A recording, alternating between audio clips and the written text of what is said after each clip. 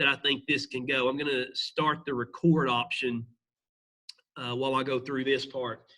And so we've already covered basic geography earlier today and how it links in, also demography and refugees and push-pull factors, Zelensky, Ravenstein, all of that, Malthus, population policies, culture. Culture, of course, topic that includes a lot of concepts, not a ton of terms. So the terms that we do cover in this one are really, really important. And then we got religion, and we got language, and we got ethnicity. And so if I'm picking stuff that's of the highest priority for the exam, that if I were developing a test that's going to give the best measurement of your overall knowledge, here are the items that I would stress. First of all, I would have questions on the FRQs, at least one or two, where you had to show knowledge of the idea of assimilation, acculturation, and maybe even transculturation. Now, that would be very easy to integrate with a question about immigration. And so you could talk about how, as a group of people move into another country, you could discuss the cultural blending and at what level the blending is taking place. Is it a partial blending, acculturation, where there's a dominant culture where its type of culture more dominates? Or is it assimilation, which a lot of times it's a process? Acculturation is a lot of times what happens for a first-generation immigrant that learns how to count in their new language and learns how to function at, the basic level.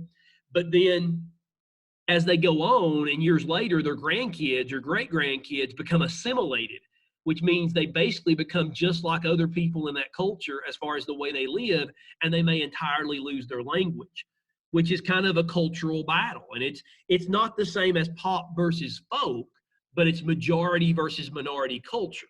So I would make sure I understand acculturation. Again, that is when there is a blending of two cultures or two cultural elements. And within that, one of those cultures is a little more dominant, probably in the majority, maybe supported more by the government. And so the weaker of the two in that location is going to, in the long term, probably weaken. Assimilation is a total adoption of the dominant culture, and the other one kind of washes out. Transculturation is a mutual blending. It's a 50-50. You might say a product of transculturation is syncretism, cultural syncretism. And you might remember some examples of that. And that would be some good questions too, like the Japanese style of Buddhism, Shinto. You might also give an example like Sikhism, which is a blending of Hindu and Islam. Buddhism, of course, and Shinto blended in Japan. Hindu and Islam blended in Shinto. You might also look at pidgin languages as being syncretism. And Krista asked, could some type of conflict in the process of how cultures are integrated, could that lead to devolution? It most definitely could. And a lot of times it's going to depend on how the process of incorporating that culture into that host culture is done that decides whether there's going to be devolution potentially down the road, or whether people will live more integrated together. In other words, not separated, not as many ethnic neighborhoods and ghettos, and chain migration maybe isn't quite as popular, that kind of thing. So there's a lot of possible consequences that goes with depending on how a culture is accepted. We talked about here in America, Spanglish is an example of not only acculturation, it's actually an example of syncretism. Because in many parts of the Southwest in the United States, in areas where the Hispanic population is larger, there's pretty much a 50-50 blend in Spanglish. And so it's a shared, even it's a trendy thing. And that's usually a good sign as far as not causing devolution.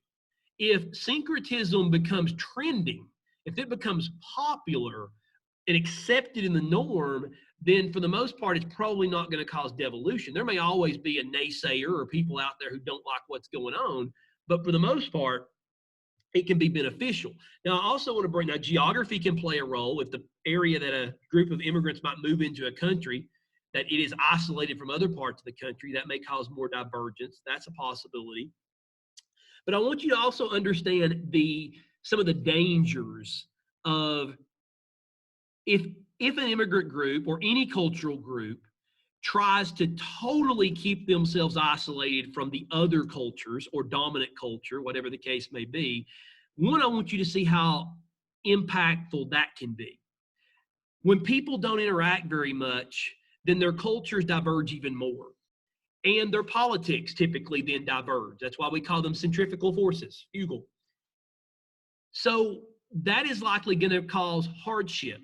That may cause inside of a country almost a mini irredentism.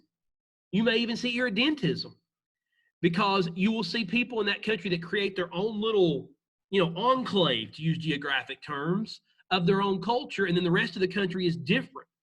And Quebec wasn't caused necessarily exactly that way, although I guess sort of it was from early colonization, but it could kind of create a Quebec situation where you've got one province of one culture and the rest of Canada, not entirely, but mostly, of a more of an English culture. So it is dangerous if groups of people come into the country for people to say, well, just let them, they should keep preserving their culture exactly like it is and shouldn't have to learn anything about the culture they're coming into. The danger in that is lack of communication, lack of a combined economy, and therefore, most likely, some uneven growth, and uneven growth in many ways, culturally, economically, all over the place. On the other end of the spectrum, there's danger too. There's danger on the side of if you bring people into a country, a culture comes in, and you believe they should do exactly like the people who live there and totally abandon their culture altogether. That also is a danger zone because at that point, you're going to have people, especially older generations, who feel like, hey, my kids moved to this country and now they're not speaking the language much anymore. They're living just like those people do. And that's going to cause animosity culturally, in a family, demographically, and also potentially politically between the countries. Okay. So there's so many things that goes with assimilation and acculturation. I think those are terms you need to own and then apply them to language, apply them to religion, which kind of segues us into the next 2 points. Languages, the language tree. Obviously, you can have a copy of the language tree right beside of you tomorrow, so you don't have to memorize and know some things in the past that we've had to know. But you do have to reason. You do have to break down. You do have to think. Like, you've got to be able to explain why on the same branch of the tree, there's these languages that are more separated on the tree, and there's those that are more close together. Why is that? Describe the process, they may say. Describe the process that led this language to diverge from this language. Describe how Catalan diverged from Latin. And you're like, well, I don't know the history. Well, you should know, though, that Latin is the base of the Romance languages. And if it's on the Romance lineum, branch, so to speak, then that means linguists believe, and you can say it that way is fine, that there was a original Latin language, which we know was a lingua franca at one time. But over the years after the Roman Empire collapsed, you don't even have to say that, but it'd be great if you did. But eventually that dominant language, the people who dominated used it, they began their culture, their politics fell apart, and people went different directions and were on their own little communities, and the versions of Latin began to separate, diverge, and become very unique. At first, they became dialects. As years and more physical isolation occurred and political isolation, they got to the point they couldn't understand each other, and so now they have become languages. That's the kind of description that you've got to be able to do. I still think it's a great thing, and of course you can have this written down. It's a great thing to have beside of you not only the language tree, but also how the language tree matches religion, especially the Indo-European one, Slavic, Orthodox, Catholic, Romance, Germanic, Protestant. Okay, I think it's because you can make a connection about diffusion too, and colonialism and how things spread to parts of the world based on who colonized those parts of the world. They might show you a map on the test of colonies or former colonies and then show maybe Europe, and then show their languages that dominate. And then they might ask a question, explain why the second most commonly spoken language in such and such country is French. So you could go into the diffusion process of colonization, and then they may also ask about why in modern times is it still common for people to learn French, English, whatever.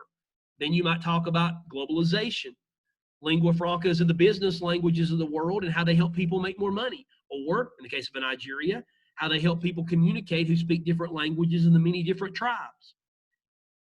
They love to ask questions about lingua francas. Love it. They've done it 2 or 3 times, okay? They love to ask questions related to how language is symbolic of culture and also, to a certain extent, politics. Whether it's Quebec, whether it's Belgium, the Walloons and the Flemish, whether it's Spain, Catalans and the Basque. No matter which of those it is, they love to ask questions about how language show Ukraine, Crimea, how language is. If you look at a language map, you can better understand the devolution of Ukraine. If you look at a language map, you can understand the lingua franca importance in Nigeria or India. So again, there's so many ways they can take this. They could ask you about, generally how a dialect or a language is formed. Remember, accent's just a sounding difference. Dialect's more. It's how it sounds. It's how it's spelled. It's even new words that maybe are created. They could ask you about that. They could give you examples of that in a chart. Okay. There was the one that had diffusion and language kind of hooked together, where you had to talk about how words spread from one part of the country to another, and if it's relocation, how that would work and all that kind of thing. So there's a lot of things. Minority languages, they might ask you about trends in language. Like globalization has led to powerful business languages like English and French. But at the same time, it has threatened minority languages, those that are minorities everywhere. They're not dominant anywhere. And how do those people try to hold on? Several of you, the last few days, have done an optional FRQ about minority languages. It's a hard one, okay? It is. It's about how can people or areas that have minority languages, how can they try to revive those? Because reviving languages that are almost dead is hard to do.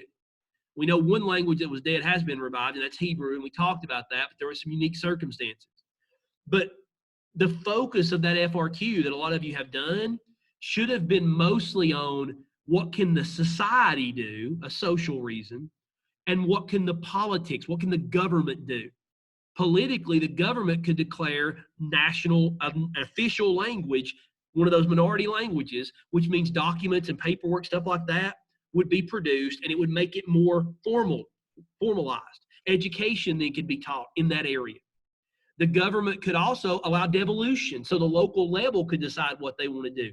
Both of those are very political. And yes, through that, as Gracie said, if you have that devolution, then you're probably creating more of a nation state. Because another thing you could have used is the rise of nationalism of that particular culture, even if in the past they had maybe saw themselves more as an ethnicity. So politically, they could allow devolution that allows more of a nation state idea, and then they have local control, and they might not even be a minority anymore. Now, the one thing we can't say is we can't say they're going to try to spread this language to the rest of the world, because people around the world are not going to learn minority languages other than maybe a few cool words or something they find fascinating in general. They're just not going to do it. But we can say tourism plays a role economically, because if they can attract tourists for interesting stuff that's unique, then make it very, not placeless, but very place inviting, then they can use that money to better preserve, educate, and show their kids, hey, you can make money being involved in this culture. Also, you can talk about it from a social level to local level. They can tell stories and sing songs to their, just in their local community that's just in that language. That'll build up pride, maybe nationalism, maybe lead to devolution. But that's the kind of stuff on that FRQ that would have helped. Review those, look over those FRQs, whether it be about minority languages or lingua francas or whatever. Remember Pidgin and Creole. Pidgin is a temporary fix for people that can't communicate. Creole is something that becomes more permanent of a mixture of languages that become standardized, like you see in a country like Haiti, for example. Right? That's a lot of language stuff. Okay. One thing that would relieve me about the nature of this test is the language tree, that I can have that beside of me. That would give me a little bit of comfort. I would be a little worried. That was one of the things that I would be a little concerned about. You're going to have that. So it's the reasoning, and it's the, maybe the geographic relationship of the languages that you're going to need to talk about, the spatial relationships, this language and this religion, or this language and this language, or this language group or language family and this language family. And they could ask you, what's the difference in a family versus being in the same branch?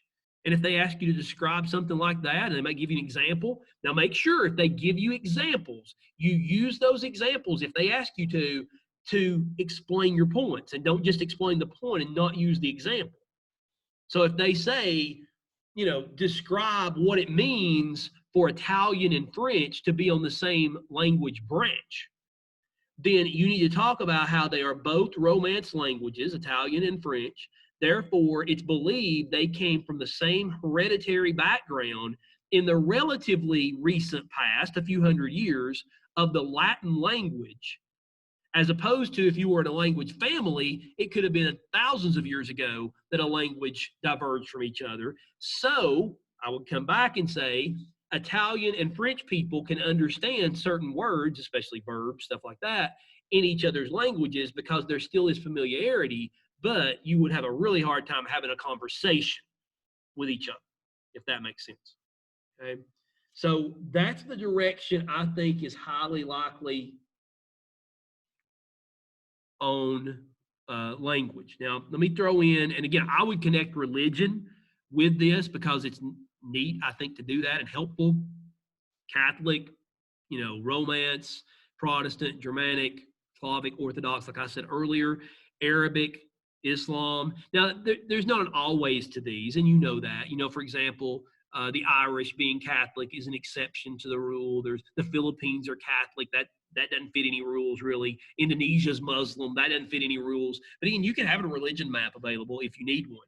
What I think they might do on religion, they could ask you about diffusion of religion, describing, think about the model. Describe how Christianity diffused from this place to this place, most likely. Describe how Islam diffused from this place to this place. They could do that. Or they could put it in a way where it's universalizing religions versus ethnic religions, and ways for you to explain how they're different. How are they different in their diffusion? How are they different in their beliefs? How are they different, and how does their difference impact the way they, influence culture? I would practice kind of the idea of how would I explain universalizing religion's diffusion? It's relatively easy. I'm going to want to talk about hierarchical. I'm going to want to talk about contagious. I'm going to want to talk about stimulus, even possibly, and relocation. Universalizing religions like pop culture are going to use any of those methods. If you go back in history, you'll find any of those have led to diffusion of religion, of universalizing faith, which means Christianity, Islam, Buddhism, they are found throughout the world. They're applicable to any ethnic group. They focus on a certain person, that they follow their teachings, they follow their beliefs, they travel to the holy sites related to that person, whereas ethnic religions are founded in one particular area. They are focused on a lot of geography, natural environment, stuff like that. They also are almost, we can't really, a lot of times even identify when they got started. They typically have holy sites that are mountains and rivers and places like that. They do not have a singular person that they turn to, and they only diffuse, for the most part, through relocation diffusion, much like folk culture. I have a heavy inclination to think they're either going to give you an FRQ that is somewhat related to pop versus folk, or universalizing religions versus ethnic. Now, they may not word it that way, but setting up that scenario, just a hunch. Because if I had to pick topics that most people should have basic understanding of, even under trying circumstances, but the difference could be separated in descriptions and explanations. I would pick pop and folk or universalizing an ethnic religion. Now, they may not think like me, and you may not see any of that, but I'm thinking that would be kind of the pot of gold sort of for this to go to. Many different ways you could ask questions and prompts on that. So you need to review, because you're not going to be able to have all that in front of you, but the ideas of how you would talk about the movement of religion or of language. And then when I'm talking about descriptions, guys, if you're asking about pop and folk, most FRQs on this are so much worse than people think they're going to be when we practice them in class, because people are like, I know what pop is and I know what folk is, and they do. But they do a horrible job of explaining it or describing it. If you know it so well, you should be able to give 4 descriptive points of each. You can't say something like popular culture is popular. That's not a point. Popular culture is widespread around the world. Popular culture changes quickly over time. Those are a couple things. Popular culture is found most prominent in more developed countries. Popular culture is very much connected to, well, this is kind of the same one as the last one, but very much connected to wealth, because consumerism. Popular culture is very connected to social media. It's very connected to the internet, to mass media. It's connected to it's carried through globalization, as Cecilia brings up there. Whereas folk culture is very local, it's very traditional, it's very rural. Pop culture is very urban for the most part, it's suburban. Folk culture is very rural. Folk culture is very isolated. Often physical geography has a lot to do with it, which is similar to ethnic religions. So I'd study these kind of together. Folk culture today is facing the conflict of battling against pop culture. Folk culture builds stuff like their housing styles out of whatever they have. Folk culture is more community and family oriented in general. Pop culture is more individualistic by nature. Those are the kind of elements that people leave out, and they just say popular culture is this and ethnic's this and or folks this, and there you go. Or they give an example and say, what's an example of a popular cultural trait? And somebody will say the Amish. That's dead wrong. Or I'm sorry, a folk cultural trait. The Amish. Dead wrong. They're a folk cultural group. A folk cultural trait would be the Amish not using any technology. A folk cultural trait would be the women of Bolivia wearing what they call bowler hats. These big tall hats they put on top of their head, and they have to balance them. You can't set them on you set them on your head, not like over your head. And that's a custom there. Going back, customs, taboos, cultural complexes. In America, we have a complex of sports. A lot of us may like different sports, but Americans in general like sports. And so a lot of our culture, media is built around that. In India, there's a complex about cows. If you forgot what complexes are, you might want to look back at that. Okay? But this is the kind of thing we've got to, again, completing the loop again, making sure if we are explaining the difference in pop and folk culture, we're going to not leave anything out. We're going to be as detailed as possible, and we're going to give proper examples. A popular cultural trait is wearing blue jeans. A popular cultural trait is not naming some superstar. Name the superstar in something they do that caught on in a hierarchical diffusion method. That would then be the trait. So trait, complex, cultural regions. It'd be a real good idea to, when you have your maps out, I've told everybody, the stuff you're able to have available, make sure you have a map, a world map, maybe a couple regional maps, particularly maybe one that has, like the one early in the year, has the sub-regions on it. Have those things available. Okay, and again, you can have those on locally saved devices too, as we talked about in the first segment today. You just cannot have something open on a technological device during the test that somebody else has access to at that time, and it's the collaborative nature to it. You can't do that. But you can have anything that just you can see of that nature. All right. Ethnicity, the last related subtopic of culture. Ethnic conflicts. Obviously, here's my thing about ethnicity. We'll probably talk about this one in the next segment even more too. Most of these ethnic conflicts are going to involve a lot of political stuff. What's it causing? Why did it start? Who wants power? Because most ethnic conflicts are also political conflicts. But you do need to make sure you've refreshed your memory of ethnicity, nationality, a nation, ethno-nationalism. There's a term.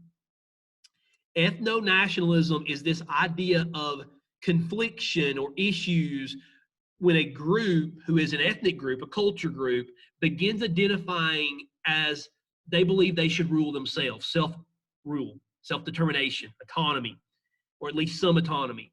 And that's when it becomes ethno-nationalism, because nationalism is a culture group that has more of a legal connection, believes they deserve to have maybe their own country or semi-autonomy. In other words, those are centrifugal, fugal forces that, as Krista says, can then lead to devolution. And then that devolution can lead to the creation of a nation state, which can lead to the preservation of a minority language, which now might become a majority language.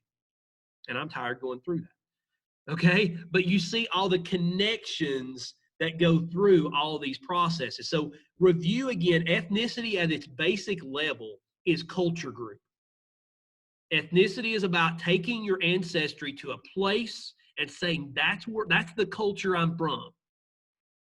In today's terms, a nationality means you're either a member or officially a citizen of a state. That can be a nationality, but also that you have this idea that either you have a government that represents your nation or you've had one in the past, and that's where things gets confusing.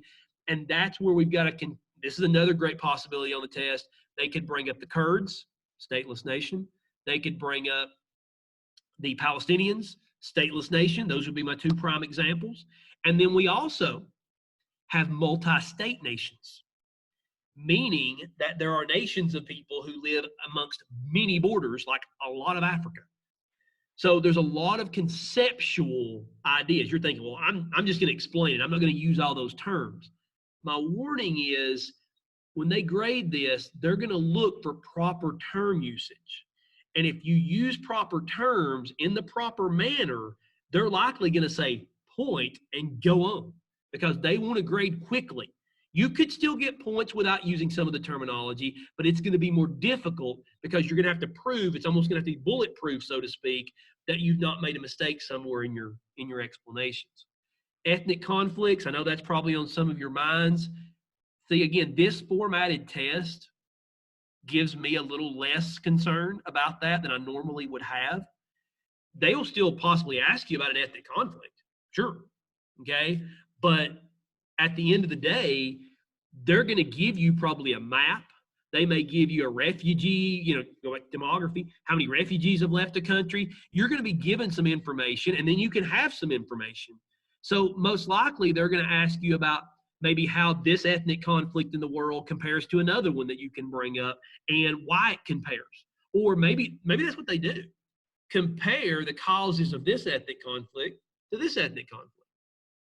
Well, they're the same in this way, but they're different in that there wasn't any as much economic inequality in this situation. I'm making one up, it's generic right now. But you're going to be given some information if there's that about ethnic conflicts. I can tell you in the past, they have asked about Canada a lot and Quebec. Europe's been on here a lot on the test. Africa has been on the test a lot more recently related to conflict. Asia has been on quite a bit.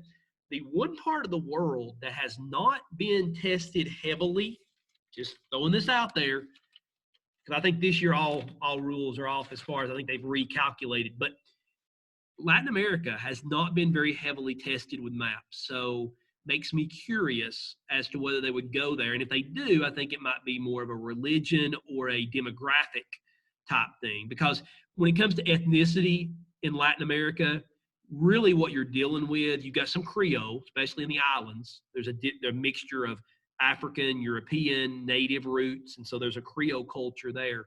But really on the mainland in Central and South America, you've got European ancestry, you've got mixture of European with native ancestry, and then you've got heavy native ancestry. One last thing, and I'll wrap up my part, and then we'll see what you guys want to follow up on.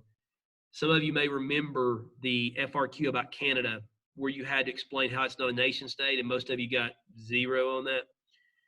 On that part, if you did not explain the particulars about why it wasn't a nation state, like you couldn't just say they only had, or they have different ethnic groups or different nations.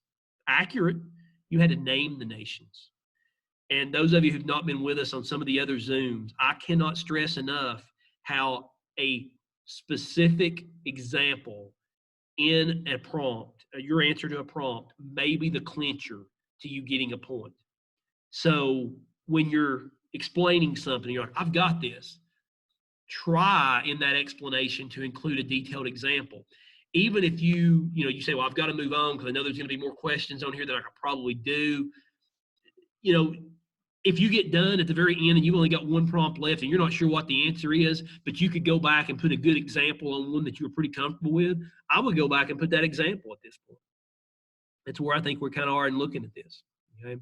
And those of you didn't hear earlier, again, don't freak out. There's going to be more prompts on here than you can probably answer. They keep telling us that. And I think in some ways that's a good thing because they're trying to provide opportunities for you to show what you know. And they're saying, don't be panicked about not getting done. Now, we can't leave out 4 or 5 prompts, I don't think. But 1 or 2, I think we'd be okay as long as our quality's all right. All right, let me get a drink.